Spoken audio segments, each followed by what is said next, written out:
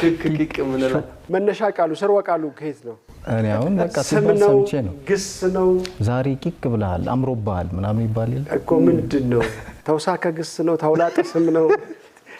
ለማንኛውም ጥሩ ነው ተመልካቾች እስኪ እናንተ ሐሳባችሁን ሰጡናላችሁ እኛ ግን በፕሮግራማችን ሽክ ብለን መተናል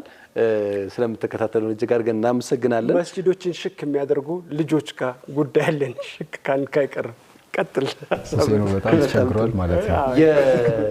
እንግዲህ ረመዳን ሲነሳ አንዱ ከረመዳን ድባብ ጋር ማይነጠለው ነገር መስጊዶች ናቸው ሰሞኑን ሰጣ ገባዎች ያየሁ ነበር ሶሻል ሚዲያም ላይ አንድ ልጅ አንድ ሐሳብ አንስቶ በጣም ብዙ ሰው ወረደበት እና ግን ምን አጥፍቶ ነው ይያልኩ ነበር እሱም ሪስፖንድ ለማድረግ ሞክሯል እሱ ምንድነው ያው ተራዊህ ለመስገድ ኢባዳ ለማድረግ ስትሄድ ምሽት ላይ ህፃናትን አስከትሎ የሚሄዱ ወላጆች አሉ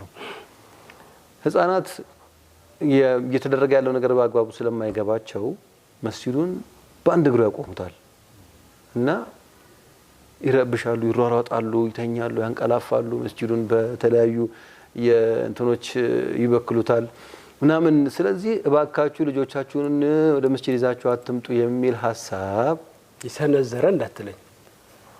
አስቦ አይደለም ተነዘረ